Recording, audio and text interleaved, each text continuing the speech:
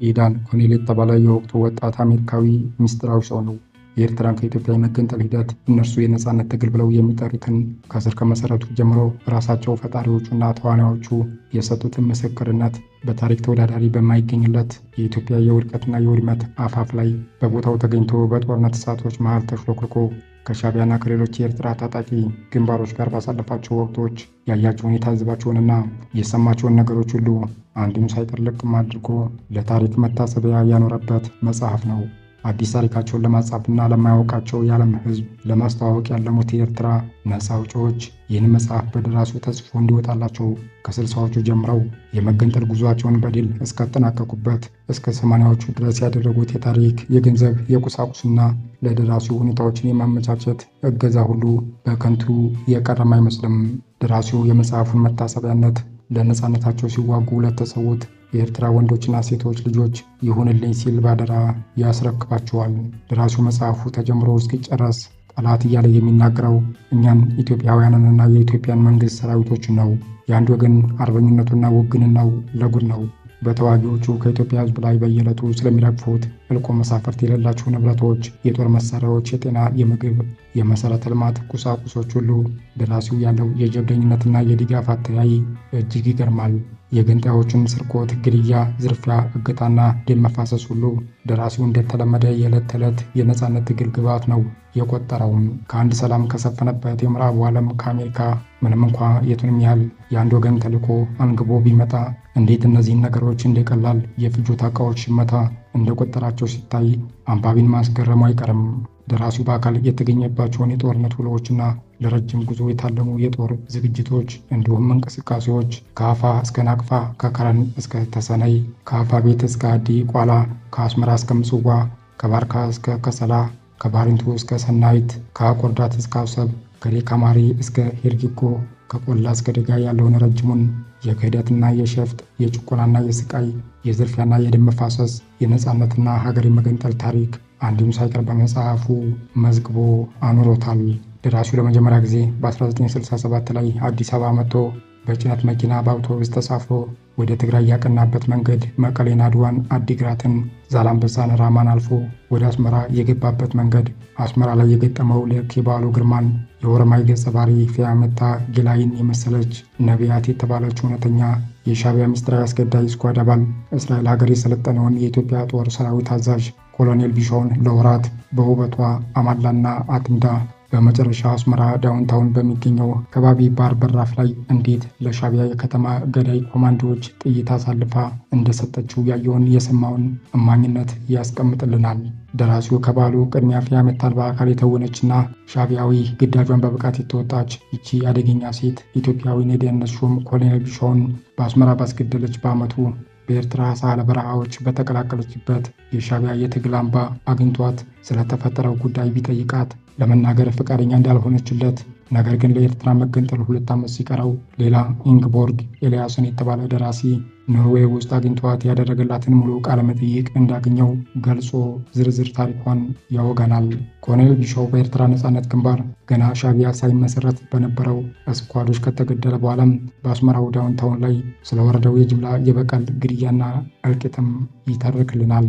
እችን ነቢያት የምትባል ሴት እያሰብኩ ፍቅር ከገዳዩዋ ያናጠባትን ፊያሜታን መርሳት አልቻልኩም።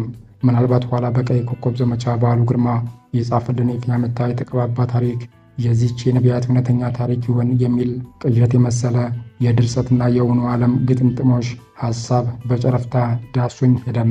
ይህ ደራሲ ኢዳን ኮኔል ለመጀመሪያ ጊዜ ኤርትራ ሂዶ ሲመለስ ንጉሱን ከስልጣን ያወረደችው ወታደራዊት ኢትዮጵያ ከኤርትራ ተገንጣይ ቡድኖች ጋር ሰላማዊ ድርድር ለማድረግ ደፋ ቀና የምትልበት ወቅት ነበርም። ነገር ግን ደራሲው ከድርድሩ ባሻገር ኢትዮጵያ ህዝባዊ ሚሊሻዎችን በስፋት እየመለመለች ለስንቅ የሚሆን ድርቆሽና ኮቾሮ በከፍተኛ መጠን እያዘጋጀች መደበኛ ሰራዊቶቿንና የጦር መሳሪያዎቿን ወደ ተለያዩ የጦር ማዕከሎች እያሰባሰበች የነበረችበትን ሁኔታ በአካል ከአዲስ አበባ እስከ ኤርትራ ድረስ ተዘዋውሮ ሰሎ በመገምገም የቀይ ኮከብ ጥሪ ክተት ገና ሳይታወጅ አስቀድሞ ለመጀመሪያ ጊዜ አዲስ አበባ ለሚገኘው የአሜሪካ ኤምባሲ ኢትዮጵያ በኤርትራ ተገንጣዮች ላይ መጠነ ሰፊ ወታደራዊ ዘመቻ ልታካሂድ ዝግጅት እያደረገች እንደሆነ መረጃ እየሰጠና ያንንም ኢትዮጵያዊ ሚስጥር በዋሽንግተን ፖስት እና ኒውዮርክ ታይምስ እና ሌሎች የአሜሪካ ተነባቢ ጋዜጦች የፊት ገጾች ላይ ዜና ተደርጎ እንዲወጣ ያደረገ የመጀመሪያው ሰው መሆኑን ምንጭ እያጣቀሰ ስለ ራሱ ይመሰክራል። በእርግጥ ደራሲው ወደ ኤርትራ ነጻነት ግንባርና ወደ ኤርትራ ህዝባዊ ነጻነት ግንባር ሻዕቢያ ጥብቅ ምስጢራዊ የጦር ሰፈሮች ዘልቆ እንዲገባና አብሯቸው እየኖረ የፈለገውን ነገር እንዲመለከትና በማስታወሻው እንዲያሰፈር የተፈቀደለት በዚያ መንገድ ታማኝነቱን በማረጋገጡና በአሜሪካ መንግስት በተሰጠው ልዩ ተልዕኮ የተነሳ ይመስላል። ደራሲው ከአስመራ አዲስ አበባ ተመልሶ ጥቂት ይቆይና ሻዕቢያን ጨምሮ የኤርትራን ታጣቂ ቡድኖች ሁሉ በሀገሯ መጠለያ ስንቅና ትጥቅ ወታደሮች ጭምር ሰጥታ ወደ ያስጠለለችው ወደ ሱዳን ይበራል። ከዚያ ደግሞ ይነሳና በድጋሚ ወደ ኤርትራ ይኖግዳል።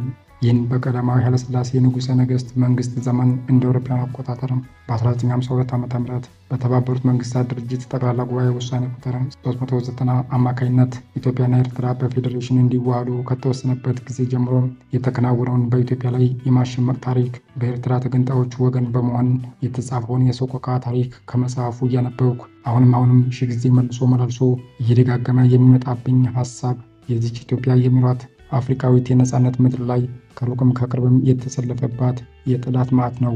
ይህ ነገር በጣም እጅግ ይገርመኛል።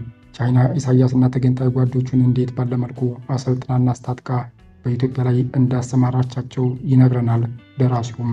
በነገራችን ላይ ደራሲው ኢሳያስ አፈወርቂን በአስመራ ልዑል መኮንን ሃይስኩል እንዴት ባለ መልኩ እንደተማረ ከዚያ ወደ አዲስ አበባው የቀዳማዊ ኃይለሥላሴ ዩኒቨርሲቲ እንዴት ኢንጂነሪንግ ሊያጠና እንደመጣ እና ያንን አቋርጦ እንዴት ወደ ሱዳን ከሰላ ሂዶ የኤርትራ ነጻነት ግንባርን ኢኤልኤፍን እንደተቀላቀለ ሲነግረን ኢሳያስ አፈወርቂ በቀኝ ትከሻው ላይ እስከተነቀሰው ኢ የሚል የኤርትራ ነጻነት ግንባር መታሰቢያ ንቅሳቱ ጭምር ነው አንጠርጥሮ የሚያውቀውና የሚነግረን። ደራሲው ሁሉንም እንደዚያው ነው የሚያውቃቸው። ለምሳሌ ስለ ስብሐት ኤፍሬም ሲናገር የጣሊያን ሆስፒታል አስተዳዳሪ ከነበሩት አባቱ ከቀኙ ሻለቃ በሚመጡ የአሜሪካ መምህሮች ስለሚዘወረውና ስብሐት ስለተማረበት የአስመራው ሉተራል ትምህርት ቤት በአዲስ አበባ ዩኒቨርሲቲ የፋርማሲ ትምህርቱን ትቶ እንዴት ሻዕቢያን እንደተቀላቀለ በጦር ልምምድ ወቅት በተከሰተ አጋጣሚ ስለረገፉት የፊት ጥርሶቹ ጭምር እያነሳ ነው ደራሲው የሚተርከው። ስለ ሌሎችም ስለ እያንዳንዳቸው ያለው መረጃና እውቀት በእውነቱ የሚገርም ነው። የ1950ዎቹን የኤርትራ ነጻነት ንቅናቄ ማህበር ሸዋትን ወይም ኢኤልኤምን በካይሮ ስለመሰረቱት እነ ኢድሪስ መሐመድ አደም ይተርካል።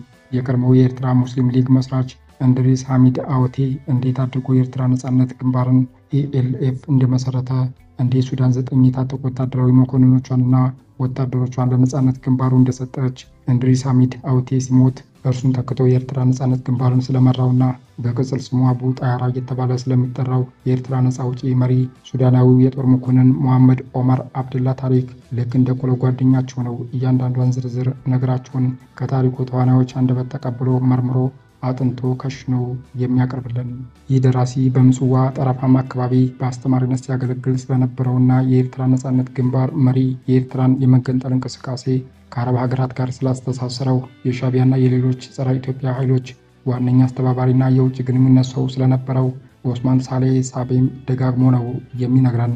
በንጉሱ ዘመን አፍቃሪ ኢትዮጵያ የነበረው የኤርትራ መማክርት ጉባኤ ፕሬዝዳንት ሐሚድ ፈራጅ እንዴት ኢትዮጵያ አቅዶ ለኤርትራ ነጻነት ግንባር ተሰልፎ በመሪነት እንዴት ተዋጋና የኤርትራውን ገዢ የነ ጀነራል አብይን ግድያ እንዳስፈጸመ በአቆርዳት 22 ኢትዮጵያውያን ወታደሮች ያለቁበትንና ከ120 በላይ የቆሰሉበትን ከፍተኛ የፈንጂ ጥቃት እንዴት እንዳቀነባበረ ይተርክልናል። እንደ አውሮፓውያን አቆጣጠር በ1965 በሱዳን ከሰላ ላይ ስለተቋቋመው የኤርትራ ነጻነት ግንባር ላዕላይ ምክር ቤትና አልጄሪያ በፈረንሳይ ቀኝ ገዢዎች ላይ የምታካሄደውን ጽንፍ የረገጠ ህዝባዊ የትጥቅ ትግል በሞዴልነት ያስቀመጠ ጸረ ኢትዮጵያ የክተት አዋጅ እንዴት እንደተላለፈ ይነግረናል። ከእስራኤል አረብ ጦርነት መፈንዳትና በእስራኤልና በምዕራብ አጋሮቿ አሸናፊነት መጠናቀቅ ተከትሎ የኤርትራ ተገንጣዮች በሙሉ እንዴት የፍልስጤም ህዝባዊ ግንባርን ደግፈው በጸረ ኢምፔሪያሊስትነት፣ በጸረ አሜሪካነትና በጸረ እስራኤልነት እንደተሰለፉም እና በዚህ አሰላለፋቸው አማካኝነት ከሩቅና ቅርብ የአረብ ሀገራት ይሰጣቸው ስለነበረው የገንዘብ፣ የቁሳቁስ፣ የወታደራዊ ስልጠና፣ የመሳሪያና የሌሎች ድጋፎች ይነግረናል። ደራሲውም የህዝባዊ ግንባር ሻዕቢያ አመሰራረትም ልክ የፍልስጤሙን ነጻ አውጪ ህዝባዊ ግንባር፣ የኦማን ነጻ አውጪ ህዝባዊ ግንባር፣ የባህሬን ነጻ አውጪ ህዝባዊ ግንባር ወዘተ ተከትሎ በዚያው አይነት መንገድ የተቋቋመ መሆኑን ያሳየናል። የኤርትራ ነጻነት ግንባር በጸረ ኢትዮጵያው ጦርነትና የሽምቅ ውጊያ እና የተለያዩ የሽብር ተግባራት ላይ ተሰማርተው ህይወታቸው ለምታልፍ የግንባሩ አባላት ቤተሰቦች የኑሮ መቆያ የሚሆን የማቋቋሚያ ፈንድ ዘርግቶ እንደነበር ይነግረናል። በኤርትራ የሟችና የተዋጊ ቤተሰቦችን በካምፕ አስጠልሎ የሚረዳ የሞተባቸውን ኃላፊነት የሚወስድ አካላቸው የተጎዱትን በኑሮ የሚያስተዳድር ቱባ የገንዘብ አቅም ያለው ድርጅት ተቋቁመዋል። እነዚህ ሁሉ ልክ የፍልስጤምና ሌሎች የመካከለኛው ምስራቅ አሸባሪ ድርጅቶች ለአባሎቻቸው የሚያደርጓቸው መሆናቸውን ይጠቁመናል ደራሲው። ኢትዮጵያን ለሚወጉት የኤርትራ ገንጣይ ድርጅቶች የገንዘብና የጦር መሳሪያ እርዳታ ከሱዳን፣ ሶማሊያ፣ አልጄሪያ፣ ሊቢያ፣ ኢራቅ፣ ሳዑዲ አረቢያ፣ ሶሪያ ከያስር አረፋቱ የፍልስጤም ነጻ አውጪ ይጎርፍላቸው እንደነበር ደራሲው በግልጽ የሚመሰክረው የታሪክ እውነት ነው። በወቅቱ እንደ ካርሎስ ቀበሮ የመሳሰሉት ዓለም አቀፍ ጸረ ጽዮናዊ አሸባሪዎች ጭምር በአባልነት ይንቀሳቀሱበት የነበረውና በርካታ የአረቦችን ካፒታልና የሰው ኃይል አስተባብረው ፍልስጤሞችንና አረቦችን ነጻ አወጣለሁ ብሎ በደቡብ የመን ዋና መቀመጫውን አድርጎ ይንቀሳቀስ የነበረው የአረብ ናሽናል ሙቭመንት ኤኤንኤም ዋነኛ የኤርትራውያኑ አጋር በመሆን ከፍተኛ ውለታ እንደዋለላቸውም ሳይዘግብ አያልፈውም ደራሲው። የገረመኝ የኩባ ነው። ኢትዮጵያን ረድታ ከሶማሊያ ወረራ ያስጣለችው ኩባ ቀደም ብላ ግን ከኢትዮጵያ የባህር ኃይል ከርቶ የኤርትራ ነጻነት ግንባር ዋና የጦር አዛዥ ለመሆን የበቃውን እና ኋላ በኛ በሰባዎቹ መጨረሻ ግድም በኢትዮጵያ ሰራዊት በጦር ግንባር የተገደለውን ኢብራሂም አፋን ባህር አሻግራ ወታደራዊ ስልጠና አሰልጥና ጦር ሸልማና አስታጥቃ በኢትዮጵያ ላይ ያሰማራች ሀገር ሆና እናገኛታለን።